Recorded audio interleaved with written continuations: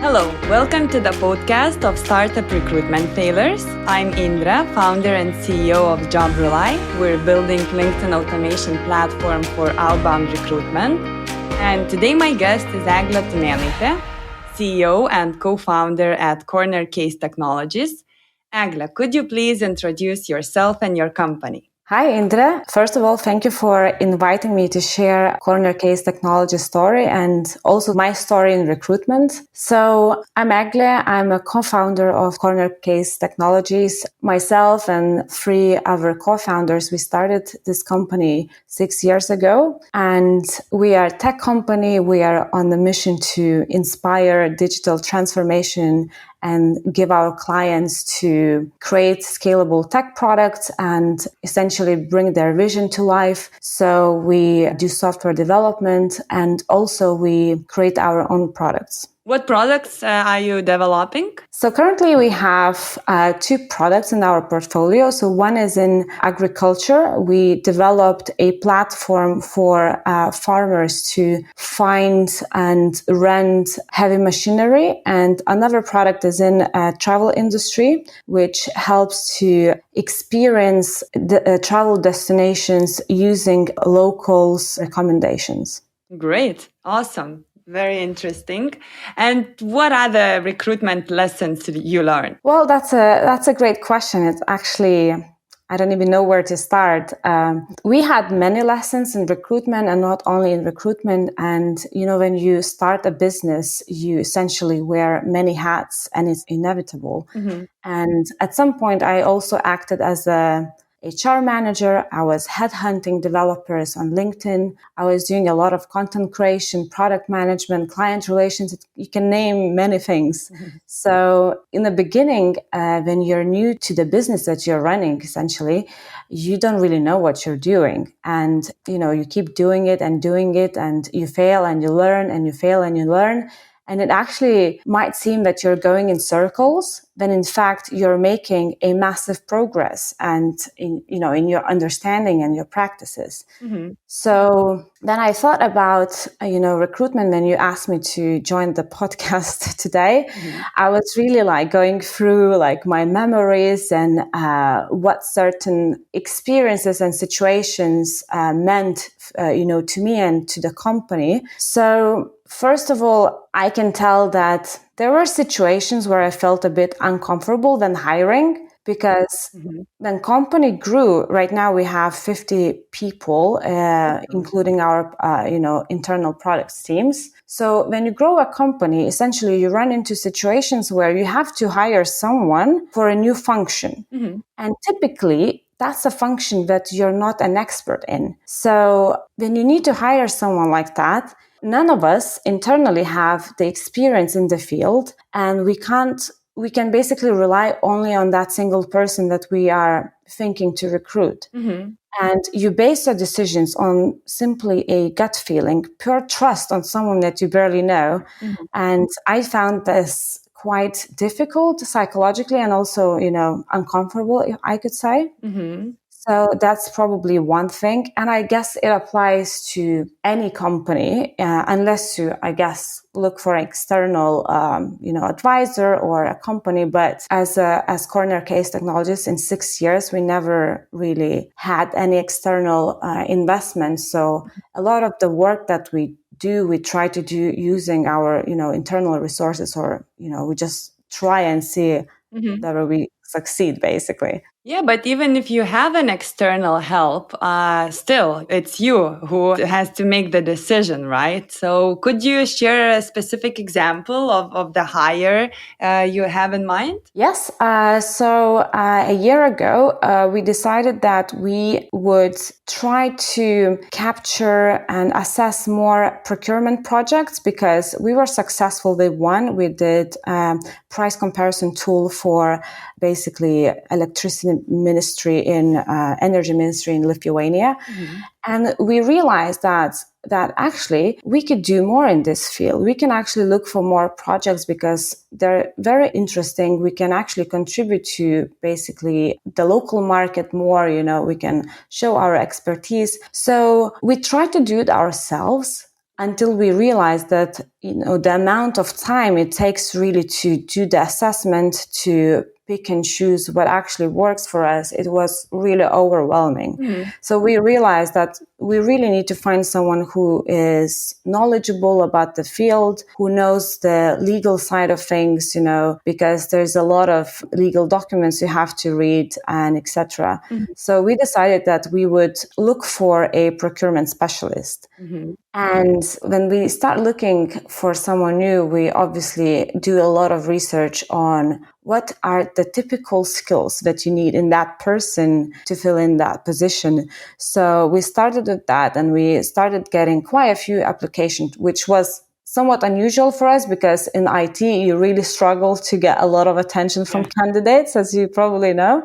So that was tough. And we found someone where we felt like this is someone we can trust because that candidate demonstrated really great work ethic, which is very important. And sometimes I think it's overlooked in the recruitment process. Mm-hmm. Huge responsibility demonstrated in the previous company, very clear reasoning why this person is changing industry, mm-hmm. which also might appear as a red flag because industries can differ so much that it can actually affect the performance of the candidate, I think. Mm-hmm. So that was also a risk, but it's just sometimes you really can't explain. Sometimes you feel like you like that person and you just have this unexplainable trust and you just have to give it a try. Mm-hmm. So it felt uncomfortable because we couldn't really assess much, we don't have a very kind of structured process in place how to hire a procurement specialist, mm-hmm. Because that was the first hire.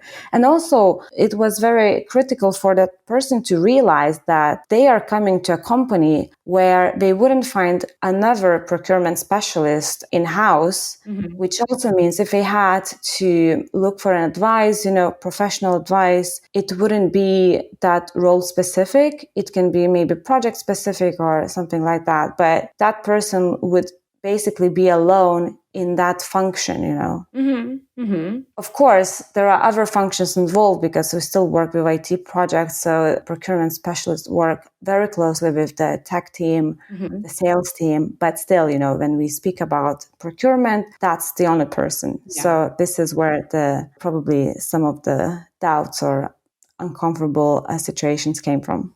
And how did it go? Excellent. We are so happy with the hire. It's just a huge success because not only that person is indeed really good at what they do, mm-hmm. but also it's a great cultural fit, amazing energy, and we're happy with the hire. Mm-hmm. The only thing that I mentioned before was transitioning to a different industry, mm-hmm. meant also for that person really learning a lot about IT field, understanding what different technologies are used for. Mm-hmm. Probably it was challenging for both sides, but it was still worth it. Great. So it was basically that gut feeling which helped you to decide to hire that person. Absolutely. I mean, we are hiring people. They are specialists in one field or another, but at the end of the day, it's a person who has also a character, maybe, some values that they have, or, it can really be felt in daily interactions. Mm-hmm. What about the failures when listening to that gut feeling you had? Oh, yeah. So maybe I'll tell a story about the highlight of the failures that we had. But again, when I think about failures, it's never just a failure. It's also the learning that follows. Mm-hmm. And for me, failure really changed its meaning over the last 5 years, I guess. And I don't want to move away from the question, but essentially it's now being celebrated. And it's not that we are ashamed of this failure. We actually are proud that we did it, because failing also shows that you are trying hard enough, because if you're not failing in anything, you're probably not really doing much. Exactly. So having this mindset really helps. So looking back in the last several years, probably a lot of IT companies have experienced very exhausted and limiting market in IT recruitment. And I believe that a lot of companies felt it because there were so much cheap money pumped into the system. And of course, in COVID times, a lot of companies started digitalization processes, and no surprise, it made a massive impact on IT talent availability. So we did a lot of experimentation. We tried hiring abroad, finding some contractors, growing talent internally, and we're still doing all those experimentations. But we also feel like we found our way of doing it that works for us the best. So basically, at that time, a year ago, last summer, we felt so much pressure to hire, and also our HR department felt a lot of pressure. We had exact numbers that we needed to hit because in our business that was critical. It's very two-sided business. You have to grow talent and also your client base. If one of them is kind of lagging behind, it's really a huge risk for the company. So we decided that we would look for developers in Ukraine in summer 2021. So looking back now, it really seems like a blind game that we tried to play because, first of all, Ukraine was really unfamiliar market for us. However, it was known that it's so rich in IT talent because it's just such a popular kind of field to go after, at uni, and when they graduate, they're very, hardworking people. So there's this, kind of perception that we have about Ukraine. And it's not wrong. It's really rich in IT talent. However, it's also the destination that a lot of countries are looking at, So you're competing with large companies from US, from, like many other countries, and huge companies with massive budgets. So that was one thing, or maybe a misconception that we had. Another one was that we had to find a recruiter who would look for talent in Ukraine. And that was probably the biggest challenge we ran into because we were looking, but not a lot of people were kind of coming back to us. And the ones that were, they either really struggled with English, or it's just, after the first interview, you felt like it's not going to work.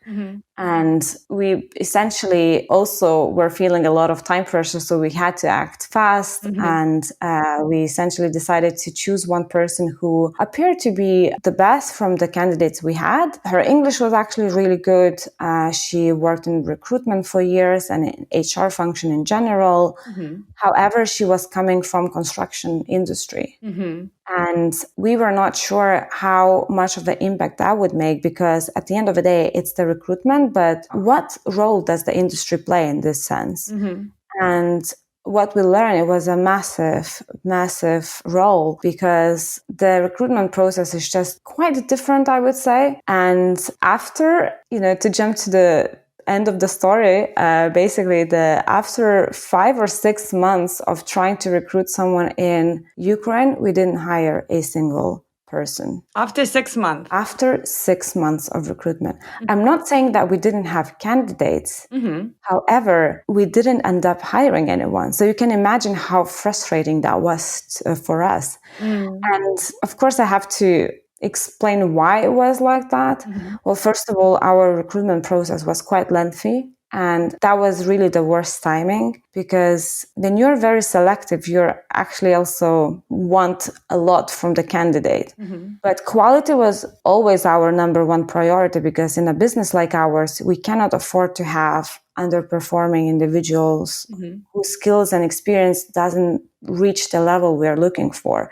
So it has to be really someone that can demonstrate, if not the skills that we've developed already, but at least that they have the potential and interest in that. And in Ukraine, we had, I guess, maybe 8 candidates that we were really interested in and ready to hire. However, those candidates basically were so overwhelmed by the amount of offers that they were getting at that time that sometimes, they would come across as a bit arrogant. But I guess it's also kind of in an environment like that, you're also as a developer trying to really choose the best option because you have so many to choose from. So all these things together really led us to realizing that this is not the best place, or at least not how we were doing it, and this is not going to work. Another thing to mention is that we at that time we didn't have a physical office, and a year ago, obviously, it was very common to work from home. But I guess for people, it's also a proof that you're a legit company if you have a physical location in that country, or at least that they can go to that place if they wanted, or, just for simple things like meet up with the HR person or maybe collect the laptop or things like that. So that's just something that also came across as a kind of a frequent feedback from candidates. So to sum up, hiring in a market you don't really know well, also have to find a recruiter, and it's tough. And also in difficult times when you don't have an office there, it can be a huge, huge challenge. And why do you think that the failure was hiring that specific recruiter? What did you notice? What were your expectations and what did you get? Well, it's difficult to say. You can't only judge always just by the result that they produce, Right, because there are so many other elements. Yeah, because if you look at the numbers, she didn't hire anyone. And we could be, very kind of blind and say, oh, she was not maybe qualified. And I believe that there are a lot of companies or people that would think this way. However, I really saw that she was genuinely trying, she was working a lot. She was really showing her efforts. But also at the same time, she was very frustrated. And maybe the support that she was getting from our team sometimes wasn't enough, because at the end of the day, it felt like sometimes individual departments might be trying to achieve different things, which is an issue in probably not aligning the teams really, because everyone understands that we need to hire, but IT team, our tech team would always be looking to hire the best people, because essentially they would be the ones working with them directly. So we don't want to hire someone for a mid or senior role when they have to tell them how things are working. And so you mentioned that maybe the issue was that the recruiter was from a different industry, that the recruitment process is different in comparison. Like one is in construction, another one is in IT sector. So what differences do you see, and what were your recruiter saying about this? So basically, the key difference is that the task that you have to perform, it has to be industry specific. So recruiters obviously are not the ones that kind of work on the task, or they're just kind of like this sourcing person who brings the candidates, and then it's our job to really assess that person. So I guess a lot of things came maybe being from a different industry, having different expectations, because the talent market is different in construction versus how it is in IT. And when I mentioned the lengthy process, typically, when we have the initial call with the recruiter, the candidate, another step is to try to convince them to do a test task, or at least to demonstrate how they would do things, maybe show some work that they've done, maybe some repo that we could review and see how would they go about different situations in development. So this is very important to us, because I think the worst things that can happen is really like bad hire, when you hire someone who is maybe not that good, and then you really try to make something out of it, and maybe it was a bad day for that person, and then you realize, actually now we spent this much time on trying to figure out how this person would perform in reality, and actually it's not performing well. And the task was supposed to be the red flag, but we didn't look at it. Yeah, well, how I see it is in other industries, the recruitment is more as a selection process, right? So you post the job ad, maybe you contact them, the candidates directly, but still you are selecting. So this is the main focus here. When it comes to the IT sector, it's pure headhunting. So you are selling your company, your job opening, you're convincing that you are the best option a candidate could choose. So it's a totally different story. You have to be a salesperson first, and just then a recruiter who is capable to select the best candidate out of the possible candidacies. And also the process itself, when it comes to the construction, you can post the job ad or you can send the email. When it comes to IT specialist or managers search, it's usually LinkedIn, and it's a very hectic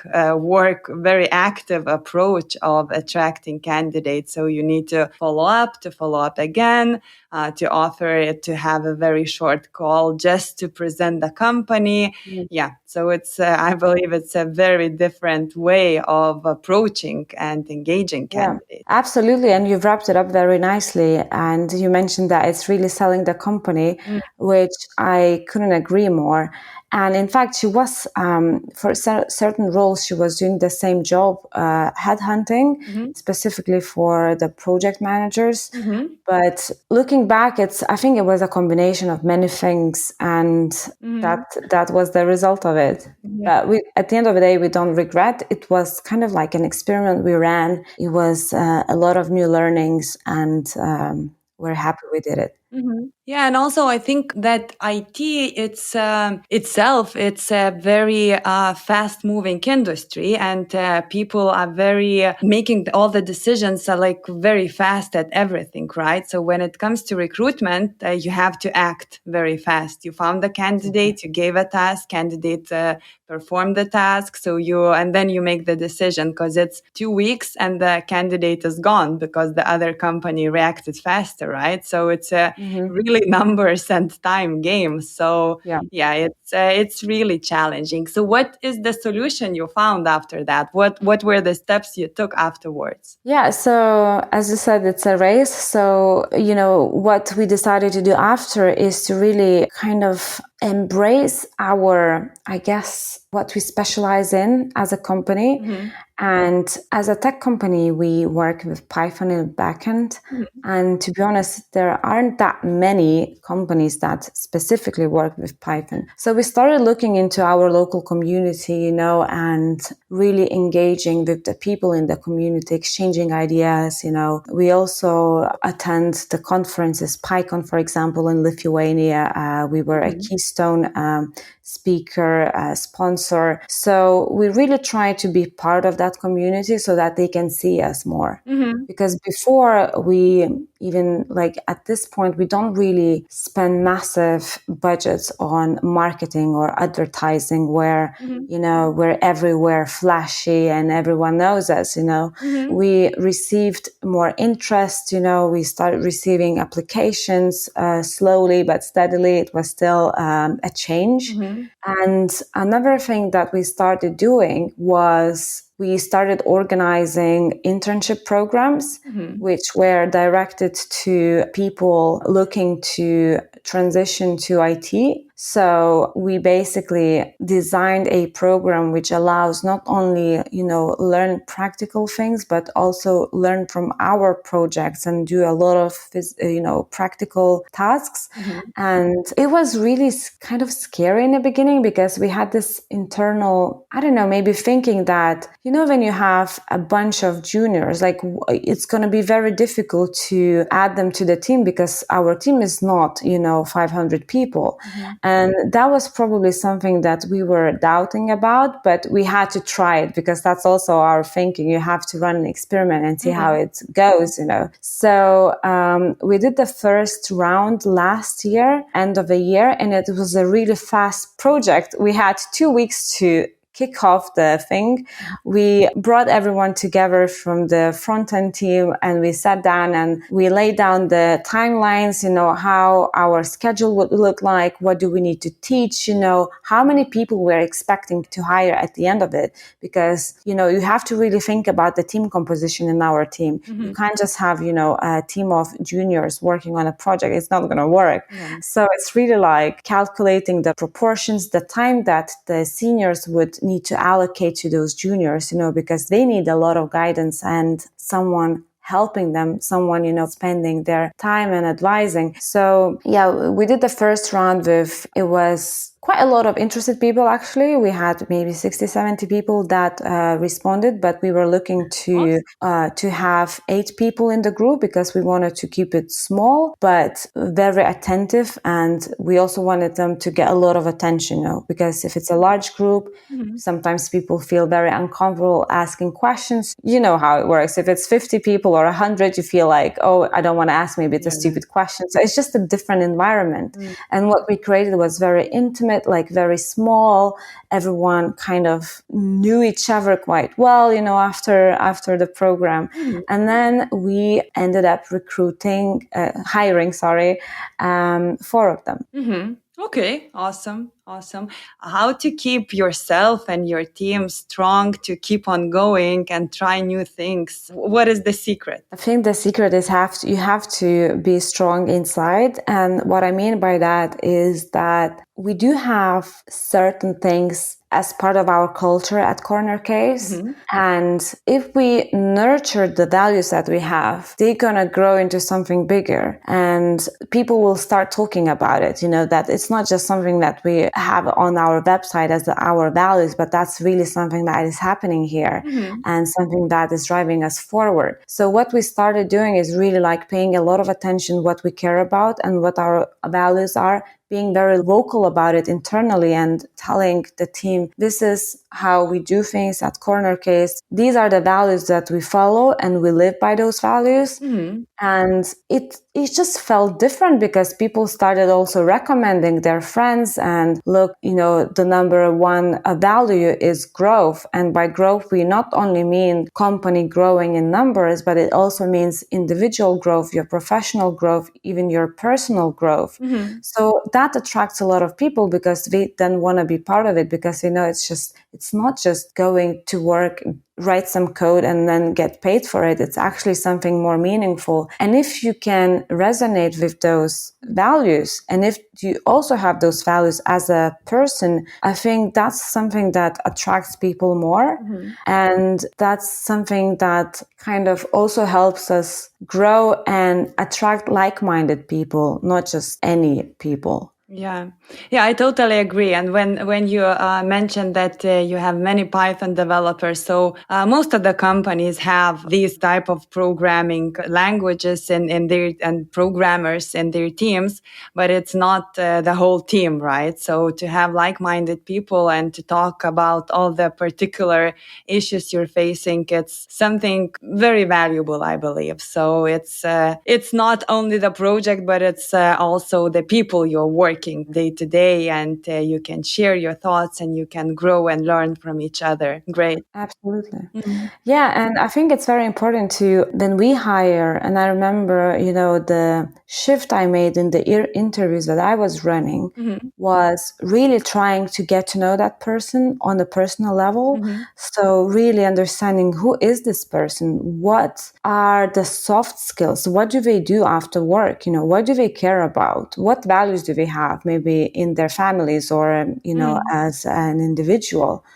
So I think that really makes a huge difference because not only it manages your expectation as a hiring manager from that person, but also at the end of the day, you work with people. So it's not just doing the work. It's much more than that because if you connect on the personal level, I feel like you can do much more than you would otherwise. Right. I totally agree. And another thing was that I also started doing, and my focus then creating a new job description or talking to a person the first time, I really pay a lot of attention to expectation management because there are a lot of companies that only highlight the best, that they have and the best that they can show. Oh, we are the number one company in XYZ, and they're very proud of it. And that's fine. But I think it's very important to bring up also the challenges that the person will be encountering. And so that on the first day and all the days following, they know exactly what they decided to join to, So it's not like on the 5th day, oh, I didn't know that you have this. Oh, I didn't know that I would have to deal with this crap or something, So it's really kind of drawing this realistic picture of the expectation and also giving a prospect of where it can lead because there are so many unknowns. You can't really promise everything, or you don't know how things might turn, in the future, but you say, look, we are a growing organism as a company. There might be a lot of opportunities. I can't tell you right now. We don't have a 5-year plan structure. This is where you can move, so it's really like so flexible, but kind of having a very, very clear picture of who we are as people, not only as professionals, and who you are. It's really something that I guess changed the game in recruitment. Awesome. Great. So to sum up, maybe you could summarize and what would be the key advice for other recruiters or startup founders when facing with challenges in attracting talented people? Yeah, so I think every company is very unique and they need to find their own way that is working for them the best. So my advice would be not to be afraid to experiment and try. I really do believe that having a safe environment to fail is the right environment, because this way you really encourage people to do things, and only by doing you learn. So that would be by failing. Yeah, by doing and failing you learn, exactly. So that would be my, I guess, key advice. Great. Don't try to play safe all the time. Great. Thank you, Egle. Thank you so much for your time and sharing your stories. Thank you. Thank you for having me. And thank you to all the listeners. For more podcasts, please visit jobrely.com.